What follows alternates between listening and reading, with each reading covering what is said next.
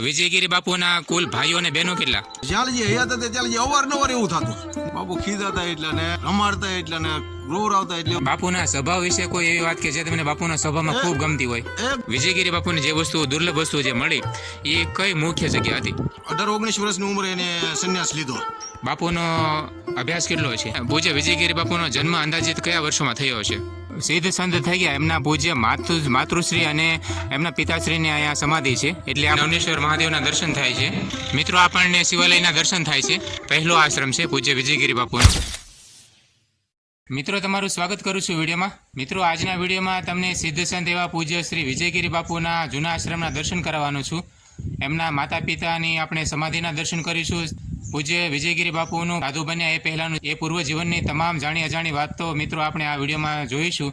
સાથે જ બાપુના પૂર્વ જીવનના ઇતિહાસ વિશે પણ આપણે જાણીશું કે બાપુનો જન્મ ક્યાં કેવી રીતે થયો હતો, બાપુ કયા ગામમાં રહેતા હતા, બાપુને દેવ થયા એના કેટલા વર્ષ થયા, બાપુના ચમત્કાર અને પરસાઓ કેવી રીતના છે, તમામ વાતો મિત્રો આપણે આ વિગતે આ વિડીયોમાં જાણીશું. તો વિડીયોમાં મારી સાથે અંત સુધી જોડાયેલા રહેજો. મિત્રો, આ પૂજ્ય વિજયગીરી બાપુનો જે આશ્રમ છે પાલીતાણા ભાવનગર રોડ પર પાલાથી આશરે 3 કિલોમીટરના અંતરે માલપરા ગામ આવેલું છે, જ્યાં બાપુનું જન્મસ્થળ મૂળ ગામ છે. ત્યાં માલપરા ગામમાં પૂજ્ય વિજયગીરી બાપુનો આશ્રમ આવેલો છે. મિત્રો, આ પૂજ્ય વિજયગીરી બાપુનો સૌ પ્રથમ જૂનો આશ્રમ છે, ત્યાર પછી સગાપરા છે, અને કહેવાય છે કે થોડા સમય માટે બાપુ જે છે એ નાની માળ પણ રહ્યા હતા. આ રીતે મિત્રો આશ્રમનો ગેટ છે, આ આશ્રમનો મુખ્ય પ્રવેશ ગેટ છે. અહીંયા આપણને જે જોવા મળે છે આ રીતનો આશ્રમ છે. આશ્રમનો આવી રીતનો આપણને મિત્રો મુખ્ય પ્રવેશ ગેટ જોવા મળશે. ચાલો હવે આપણે આશ્રમની અંદર જઈએ.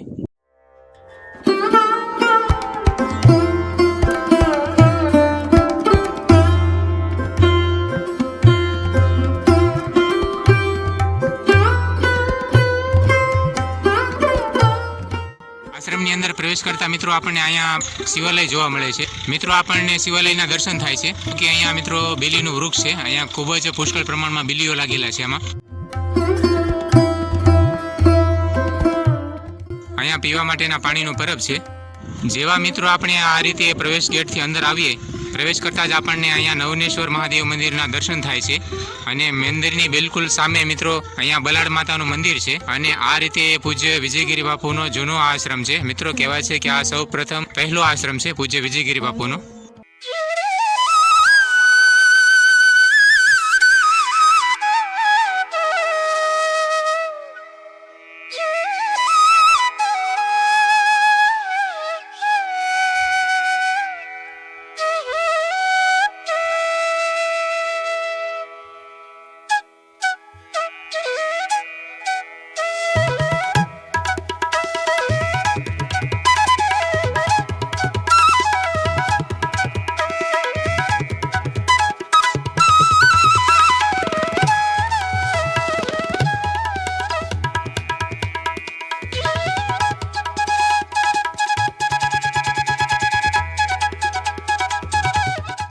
ચાલો મિત્રો આપણે નવનેશ્વર મહાદેવના દર્શન કરીએ.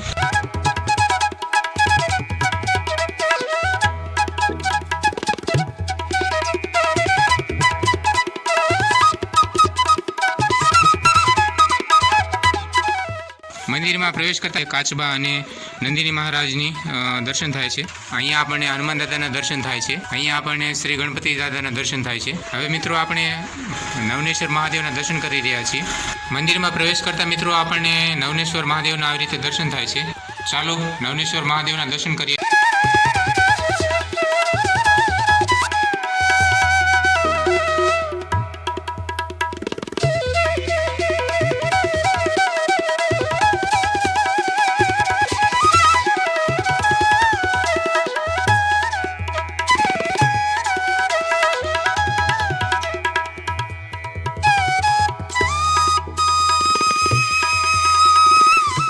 મિત્રો, નવનેશ્વર મંદિરની આગળ જ બલાડ માતાનું મંદિર છે. મિત્રો, અહીંયા બલાડ માતાનું મંદિર બનેલું છે. મિત્રો, આ પૂજ્ય શ્રી વિજયગીરી બાપુનો જૂનો આશ્રમ છે. ચાલો આપણે આશ્રમમાં જઈએ અને જૂના આશ્રમના દર્શન કરીએ, જ્યાં પૂજ્ય વિજયગીરી બાપુનું સાધુ જીવનની શરૂઆત હતી અહીંયાથી. આશ્રમની અંદર મિત્રો પ્રવેશ કરતા આપણને આવી રીતના જોઈ શકો છો કે મિત્રો અહીંયા પૂજ્ય વિજયગીરી બાપુની બેઠક છે. અહીંયા મિત્રો અહીંયા બાપુની છબી જોઈ શકો છો. અહીંયા પૂજ્ય બાપુની વિજયગીરી બાપુની છબીના દર્શન થાય છે. આ પૂજ્ય વિજયગીરી બાપુનો જૂનો પ્રથમ ધૂણો છે. અહીંયા પરમ પૂજ્ય શ્રી સદગુરુ વિજયગીરી બાપુના આપણને દર્શન થાય છે મિત્રો. ખૂબ જ જૂનવાણી મકાન છે. આશરે 45 થી 50 વર્ષ જૂનું મકાન છે મિત્રો. આવી રીતે આ આશ્રમ વચેલો છે. ખૂબ જ સાચવીને સંભાળપૂર્વક આ આશ્રમને સાચવવામાં આવ્યો છે મિત્રો. આપ જોઈ શકો છો કે આ રીતે પૂજ્ય વિજયગીરી બાપુનું રસોડું છે. આ ભંડાર રૂમ છે. આ એક રૂમ છે જે હાલમાં અત્યારે બંધ છે. આ રીતે દરવાજો છે મિત્રો. અને આ જે જૂનો આશ્રમ છે આવી રીતનો કંઈક અહીંયા ઓસરી છે. અહીંયા આપણે વિજયગીરી બાપુની ગાદીના દર્શન કર્યા, અહીંયા ધૂણાના દર્શન કર્યા, અને આવી રીતે બાજુમાં જ એક રૂમ બનેલો છે. ચાલો ત્યાં જઈને દર્શન કરીએ. અહીંયા આરતી માટે મિત્રો આપણને નગારાના દર્શન થાય છે. બાજુમાં જ એક રૂમ બનેલો છે મિત્રો. જોઈએ ત્યાં રૂમમાં અત્યારે આપ જોઈ શકો છો કે આવી રીતનું જૂનવાણી મકાન છે. આશરે 45 થી 50 વર્ષ થયા છે. ખૂબ જ સંભાળપૂર્વક સાચવીને રાખવામાં આવ્યું છે પૂજ્ય વિજયગીરી બાપુનો આશ્રમ. આવી રીતનો છે મિત્રો અંદરથી રૂમ. મિત્રો જ્યારે પૂજ્ય વિજયગીરી બાપુએ પારિવારિક જીવનનો ત્યાગ કર્યો ત્યાર પછીનો જ્યારે સાધુ જીવનમાં આવ્યા એ સમયનો આ સૌથી પહેલો અને જૂનો આશ્રમ છે પૂજ્ય વિજયગીરી બાપુનો. કહેવાય છે કે મિત્રો વિજયગીરી બાપુ જે છે એ હીરા ઘસવાનું પણ કામ કરેલું છે. પારિવારિક જીવનનો ત્યાગ કર્યા પછી જ્યારે પૂજ્ય વિજયગીરી બાપુ સાધુ જીવનમાં આવ્યા ત્યારે કાશી ગંગા સ્નાન કરવા ગયા હતા. ત્યાં શિવલિંગ જડ્યું હતું. તો એ શિવ જડેશ્વર મહાદેવ કહેવાય, જેમની સ્થાપના કહેવાય સગાપરાની ધાર કૈલાશ ટેકરી ત્યાં જડેશ્વર મહાદેવની સ્થાપના કરેલી છે. તો જ્યારે પૂજ્ય વિજયગીરી બાપુએ પારિવારિક જીવનનો ત્યાગ કર્યો અને સાધુ જીવનમાં આવ્યા ત્યારે માલપરા ગામ છોડી અને અહીંયા સ્થાયી થયા હતા. આ પૂજ્ય વિજયગીરી બાપુનો સૌપ્રથમ જૂનો આશ્રમ છે. એ બાજુમાં જ સગાપરાની ધાર કૈલાશ ટેકરી આશ્રમે બાપુએ બીજો આશ્રમ સ્થાપના કરી હતી. અને ત્યાર પછી થોડાક સમય માટે પાલિતાણા પાસે આવેલ નાનીમાળ ગામમાં પણ પૂજ્ય વિજયગીરી બાપુનો આશ્રમ આવેલો છે. ત્યાં પણ બાપુ થોડા સમય માટે રહ્યા હતા. પૂજ્ય વિજયગીરી બાપુ માટે કહેવાય છે કે મિત્રો ખૂબ જ શાંત અને સાદા સરળ સ્વભાવના હતા મિત્રો. તો ચાલો આપણે હવે પૂજ્ય વિજયગીરી બાપુના માતા પિતાની સમાધિ સ્થળના દર્શન કરીએ. મિત્રો અત્યારે હું આ પાવન ભૂમિ પર આવ્યો છું. તમે જે અત્યારે નિહાળી રહ્યા છો સિદ્ધ સંત થઈ ગયા એમના પૂજ્ય માતૃશ્રી અને એમના પિતાશ્રીની અહીંયા સમાધિ છે. એટલે આપણે આ સ્મશાન ભૂમિને પાવન ભૂમિ કહીએ છીએ. દર્શક મિત્રો આ જે સમાધિ સ્થાનના આપ દર્શન કરી રહ્યા છો એ સિદ્ધ સંત પૂજ્ય વિજયગીરી બાપુના માતૃશ્રી માખુમાની સમાધિ સ્થાન છે આ. અને એમની બાજુમાં અહીંયા એમના પૂજ્ય વિજયગીરી બાપુના પિતાશ્રી દોલત પરબત બાપુની આ સમાધિ સ્થાન છે. જેમના ઉદરથી જેમના પેટથી મિત્રો સિદ્ધ સંત જે પૂજ્ય વિજયગીરી બાપુએ જન્મ લીધો હતો એ પાવન ભૂમિ એમના માતુશ્રી અને એમના પિતાશ્રીની આ સમાધિ સ્થાન છે મિત્રો. આપણે એમના પાવન દર્શન કર્યા. દર્શક મિત્રો આપણે આ જે સમાધિ સ્થાન અહીંયા આવ્યા છીએ દર્શને એ તમામ વસ્તુની જે વિગતો છે પૂજ્ય વિજયગીરી બાપુના ભત્રીજા નરેશ પરબત બાપુએ જે છે એમને આ માહિતી આપણને આપી હતી. અહીં સુધી આપણને આ દર્શને લઈ આવ્યા હતા. તો એ બંને પાસેથી આપણે બાપુના જે જીવન ઝરમર વિશે બાપુની જાણી અજાણી વાતો વિશે આપણે વિગતવાર ચર્ચા કરીએ. નરેશ બાપુ આપણને પૂજ્ય વિજયગીરી બાપુનો જન્મ અંદાજિત કયા વર્ષોમાં થયો હશે? આશરે 55 વર્ષ જેવું થયું દેહ છોડી દીધો એને. બરાબર. બાપુનો અભ્યાસ કેટલો છે? 7 ધોરણ. બાપુ 7 ભણેલા. પછી બાપુએ અહીંયા જ્યારે જે સમયે આપણે સંન્યાસ જીવનમાં પરિવાર જીવનનો ત્યાગ કર્યો અને સંન્યાસ જીવનમાં જ્યારે પ્રવેશ કર્યો હતા ત્યારે બાપુની અંદાજિત ઉંમર કેટલી છે? 18-19 વર્ષ. 17 થી 18 વર્ષ.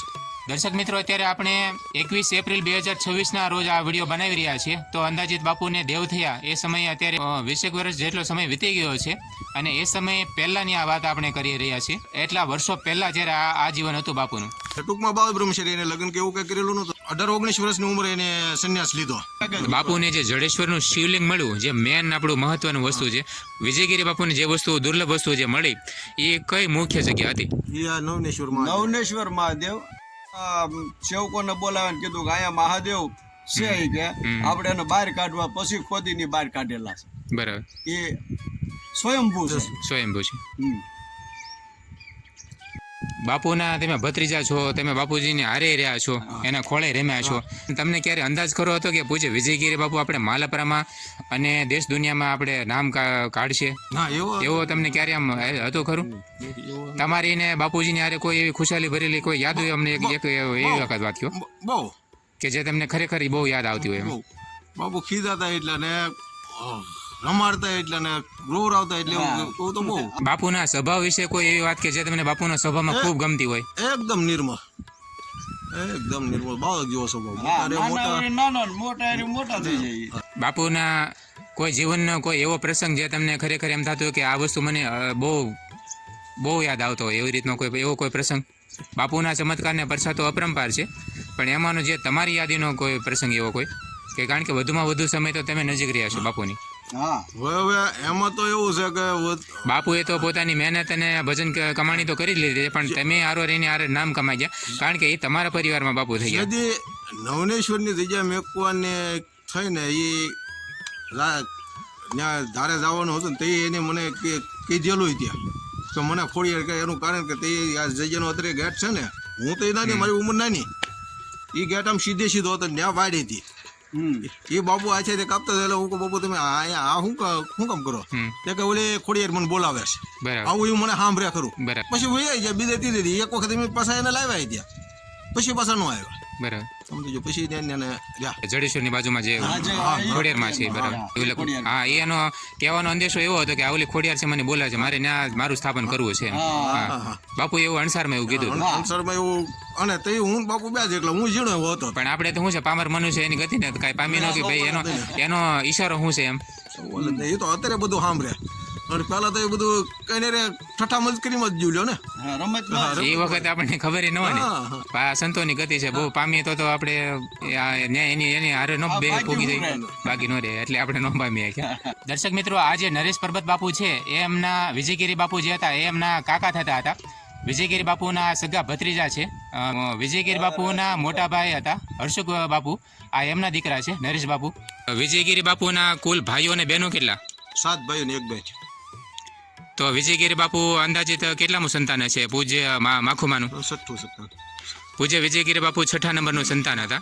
તો ત્યાર વિજયગીરી બાપુના પછીનો અત્યારે હાલમાં અત્યારે જે છે આ સમયમાં તો કેટલા ભાઈઓ અત્યારે હશે? અત્યારે હાજર 3 ભાઈઓ 4 ભાઈઓ બાપુ થઈને 4 ભાઈઓ દેવ થઈ ગયા બરાબર અને 1 ભાઈ હાજર. લગભગ એમ કહે કે મોટા ભાગનો પરિવાર અત્યારે હાજરમાં છે એવું. મિત્રો તમે આ સ્થળના જો દર્શન કરવા માંગતા હોય તો તમને પાલિતાણા ભાવનગર રોડ પર માલપરા ગામ છે તો માલપરા અને મોખડકાની વાડી વિસ્તારમાં તમને આ પવિત્ર સમાધિ સ્થળના તમને દર્શન થશે. તો રજાવળ વિસ્તાર કહેવાય છે ત્યાં અચૂકથી આપણે આ સ્થળના દર્શન કરજો. અને અત્યાર સુધીમાં મિત્રો આપણે જે પૂજ્ય વિજયગીરી બાપુનો મુખ્ય પ્રથમ જે આશ્રમ હતો એ આશ્રમના આપણે દર્શન કર્યા અને સાથે જ આપણે પૂજ્ય વિજયગીરી બાપુના માતૃશ્રી અને પિતાશ્રીના સમાધિ સ્થાનના પણ દર્શન કર્યા. આ તમામ વસ્તુની જે માહિતી હતી મિત્રો એ આપણે આ વ્યક્તિઓના ખૂબ ખૂબ આભારી છીએ મિત્રો કે આ વ્યક્તિઓના લીધે આપણને આ તમામ પ્રકારની જે માહિતી હતી એ ટુ ઝેડ માહિતી આપણને સંપૂર્ણ માહિતી અહીંયા આ લોકો દ્વારા આપણને મળી છે. ખૂબ ખૂબ આભાર માનીએ છીએ આપણે નરેશ બાપુનો અને જયરામ ભગવતનો કે આ બંને લોકોએ આપણને આ સંપૂર્ણ માહિતી સુધી આપણે પહોંચતા કર્યા છીએ. મિત્રો પૂજ્ય વિજયગીરી બાપુનો આશ્રમ છે પાલિતાણા ભાવનગર રોડ પર માલપરા ગામ આવેલું છે. ત્યાં એમનો જૂનો આશ્રમ છે અને ખૂબ જ નજીકમાં અંદાજિત 1 થી 1.5 કિલોમીટરના અંતરે સગાપરાની ધાર કૈલાશ ટેકરી વિજયગીરી બાપુ આશ્રમ આવેલો છે તથા પાલિતાણાની બાજુમાં નાનીમાળા આશ્રમ પણ ત્યાં વિજયગીરી બાપુનો આશ્રમ આવેલો છે. તો આ ત્રણેય આશ્રમ આપ દર્શન કરશો એ આપણને મારી નમ્ર વિનંતી છે. તો આપણે મિત્રો આ વિડીયોને અહીં પૂરો કરીએ છીએ. આશા કરીશ કે આજનો વિડીયો તમને ગમ્યો હશે.